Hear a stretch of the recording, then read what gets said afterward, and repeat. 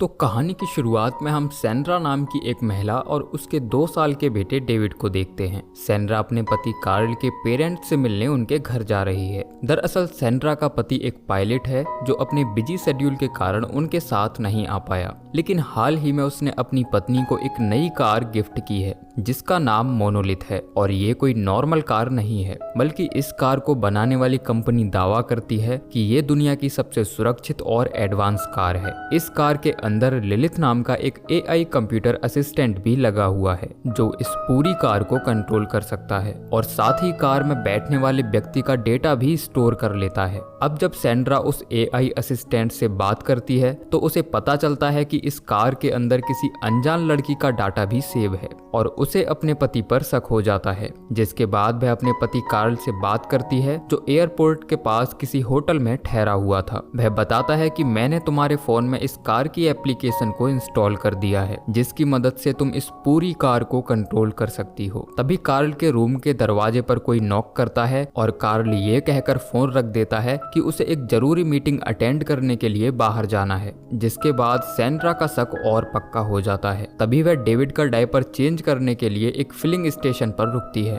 और साथ ही उसे अस्थमा की दवाई देती है। दरअसल डेविड बचपन से ही अस्थमा का पेशेंट है, इसीलिए उसे अपने बेटे का बहुत ध्यान रखना पड़ता है। तभी सैंड्रा देखती है कि कोई अनजान शख्स उसकी कार के अंदर झांक रहा है। जिसके बाद वह अपने फोन से वॉल्ट मोड ऑन करके कार को लॉक कर देती है और कार पूरी तरह बंद हो जाती है और वह एक बार फिर अपने आगे के सफर पर निकल जाती है। तभी वह अपनी बेस्ट फ्रेंड जैसा से फोन पर बात करने लगती है और उसे पता चलता है कि जैसा भी किसी ऐसे होटल में रुकी हुई है जो एयरपोर्ट के पास है। जब वह जैसा से इसके बारे में पूछती है तो वह फोन कट कर देती है और कार्ल भी उसका फोन नहीं उठाता। अब सैंड्रा को यकीन हो जाता है कि उसके हस्बैंड और जैसा का चक्कर चल रहा है। जिसके बाद सैंड्रा डिसाइड करती है कि वह कार्ल के पेरेंट्स के घर ना जाकर लॉस एंजलिस जाएगी ताकि जैसा और कार्ल को रंगे हाथों पकड़ सके। लेकिन लॉस एंजलिस अभी भी यहाँ से 320 किलोमीटर दूर था, इसीलिए वह कार को पूरी रफ्तार से दौड़ाने लगती है। तभी कार में लगा एआई सिस्टम बताता है कि आगे एक्सीडेंट होने की वजह से रोड बंद है, इसीलिए हमें दूसरे रास्ते से जाना चाहिए। जिसके बाद सैंड्रा कार में लगे नेविगेशन सिस्टम की मदद से एक शॉर्टकट के बारे में पता करती है और कार को उस रास्ते की तरफ मोड़ देती है। अब इस सुनसान रास्ते पर चलते चलते उसे रात हो जाती है और दूर दूर तक कोई भी नजर नहीं आता। सैंड्रा भी बहुत ज्यादा नर्वस थी, इसीलिए वह सिगरेट पीना शुरू कर देती है। लेकिन कार के अंदर लगे सेंसर से स्मोक को डिटेक्ट कर लेते हैं और एआई को लगता है कि कार के अंदर आग लग गई है,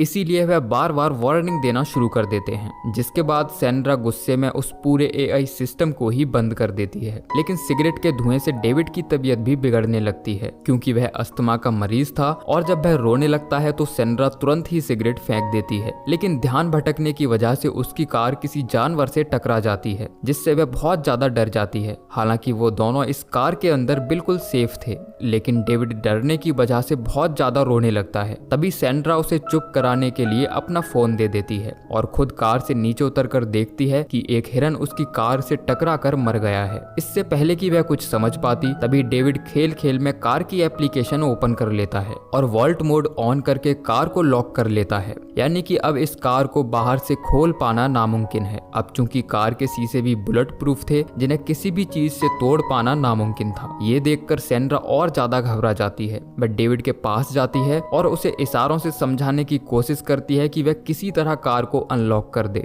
लेकिन डेविड फोन को सीट के नीचे गिरा देता है जिससे सैंड्रा की सारी उम्मीदों पर पानी फिर जाता है। अब वह मदद के लिए जोर जोर से चिल्लाने लगती है, लेकिन इस सुनसान सड़क पर कोई उसकी मदद करने वाला नहीं था। जिसके बाद वह पत्थर से कांच को तोड़ने की कोशिश करती है, लेकिन बुलेट प्रूफ शीशों को पत्थर से तोड़ पाना संभव नहीं था। अब जब उसे कोई रास्ता नजर नहीं आता तो वह डिसाइड करती है कि वह मदद बुलाने के लिए चार्जिंग स्टेशन जाएगी जो उसे पीछे रास्ते में दिखा था। जिसके बाद सैंड्रा अकेले ही उस स्टेशन की तरफ बढ़ने लगती है और कुछ ही समय बाद वह उस जगह पहुंच जाती है, लेकिन बदकिस्मती से यहाँ कोई इंसान नहीं होता जो उसकी मदद कर सके। तभी उसे यहाँ एक फोन मिलता है और जैसे ही वह इमरजेंसी नंबर डायल करती है तो पता चलता है कि ये वर्किंग कंडीशन में नहीं है। जिसके बाद वह कुछ जरूरी सामान जैसे कि एक टॉर्च और रिंच लेकर वापस कार की तरफ आने लगती है। तभी उसे एहसास होता है कि कोई उसका पीछा कर रहा है, जिसके बाद वह दौड़कर किसी तरह कार की छत पर चढ़ जाती है।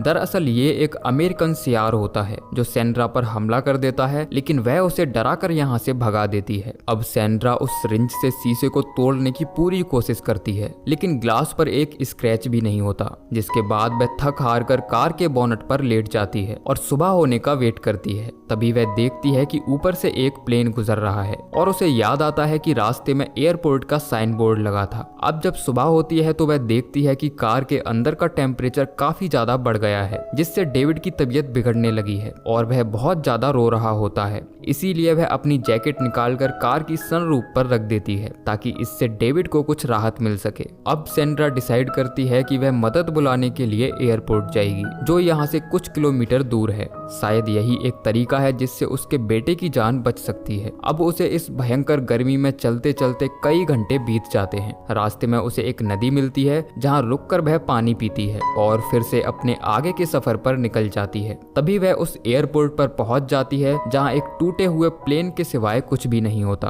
वह प्लेन में मौजूद रेडियो से मदद बुलाने की कोशिश करती है, लेकिन यह पूरी तरह से खराब होता है। अब सेंड्रा को कुछ भी समझ नहीं आता कि वह क्या करे। तभी उसे प्लेन में एक बोतल मिलती है जिसे लेकर वह प्लेन से उतर जाती है, लेकिन जाने से पहले वह कुछ टायर्स को जला देती है ताकि कोई यहाँ आकर उसकी मदद कर सके। जिसके बाद वह नदी से बोतल में पानी भरती है और वापस कार की तरफ जाने लगती है। तभी रास्ते में उसे उसकी जैकेट मिलती है जो शायद हवा से उड़कर यहाँ पर आ गई थी, जिसे देखने के बाद वह दौड़कर कार के पास जाती है और देखती है कि कार के अंदर का टेम्परेचर बहुत ज्यादा बढ़ गया है और डेविड गर्मी की वजह से बेहोश हो गया है। अब वह कार का टेम्परेचर कम करने के लिए अपने साथ लाए पानी को गाड़ी की छत पर डाल देती है, लेकिन इससे कोई फायदा नहीं होता। तभी उसे एक आइडिया आता है और वह गाड़ी के सामने आग जलाकर वहां धुआं कर देती है ताकि फैन के जरिए जब धुआं अंदर जाए तो कार के एआई सिस्टम को लगे कि अंदर आग लग गई है और शायद विंडो खुल जाए। लेकिन होता इसका उल्टा है। धुएं के अंदर जाते ही कार का कूलिंग फैन भी बंद हो जाता है, यानी कि अंदर जो भी थोड़ी बहुत हवा जा रही थी अब वह भी जानी बंद हो जाती है। यानी कि अब सेंड्रा की मुसीबत और ज्यादा बढ़ गई थी, क्योंकि अगर डेविड को जल्दी ही कार से नहीं निकाला तो उसका बच पाना मुश्किल हो जाएगा। इसीलिए वह एक बार फिर शीशे को तोड़ने की कोशिश करती है, लेकिन इस कार को बहुत ही मजबूत बनाया गया है जिसे किसी भी चीज से तोड़ पाना इतना आसान नहीं था। अब सेंड्रा हर संभव कोशिश करने के बाद कार को नहीं खोल पाती और थक हार कर जमीन पर लेट जाती है। वहीं कार के अंदर बैठे डेविड की बॉडी में अब कोई हलचल नहीं होती।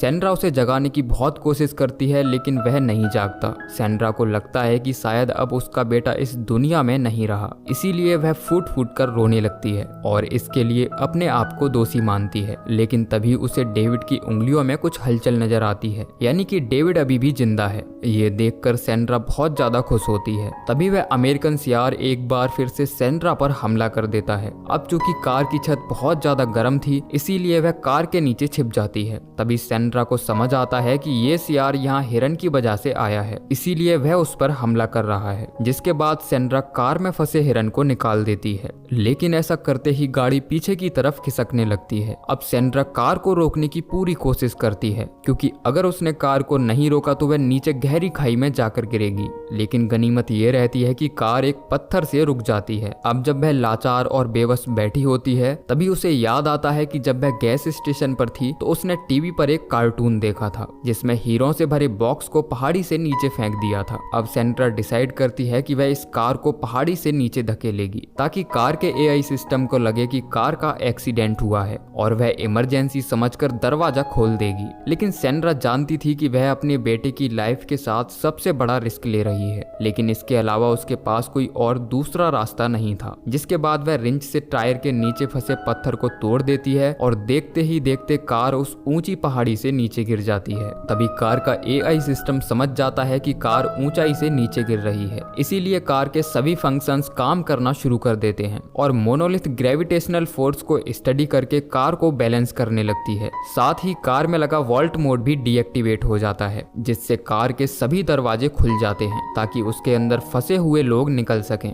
अब जब कार जमीन से टकराती है तो सेंड्रा दौड़कर उसके पास जाती है और वह देखती है कि कार ऐसे खड़ी है मानो यहाँ किसी ने उसे पार्क किया हो। अब वह जल्दी से कार का दरवाजा खोलकर डेविड को बाहर निकालती है और ठंडक महसूस करवाने के लिए उसके सारे कपड़े उतार देती है। लेकिन डेविड की हालत अब अभी भी बहुत नाजुक थी, उसे तुरंत इलाज की जरूरत होती है। वहीं कार के अंदर लगा एआई सिस्टम खुद को रीसेट कर लेता है और कार एक बार फिर चलने के लिए तैयार थी, जिसके बाद सेंड्रा अपने बेटे के साथ गाड़ी में बैठ जाती है और कार का ऑफ रोडिंग मोड ऑन करके वहां से जाने लगती है। तभी वह देखती है कि उसके सामने एक बहुत ऊंचा पहाड़ है जिसे पार करके वह रोड तक पहुंच सकती है। सेंड्रा ये बात जानती थी कि इस कार को सभी परिस्थितियों के हिसाब से डिजाइन किया गया है, इसीलिए वह कार को दौड़ाना शुरू करती है और फाइनली वह रोड तक पहुंच जाती है। अब अगली सीन में हम देखते हैं कि सेंड्रा अपने बेटे के साथ हॉस्पिटल पहुंच गई है, जहां उन दोनों का इलाज चल रहा है, लेकिन वह अभी भी अपने बेटे को लेकर बहुत ज्यादा चिंतित थी। तभी डेविड को होश आ जाता है, जो जागते ही अपनी माँ को याद करता है।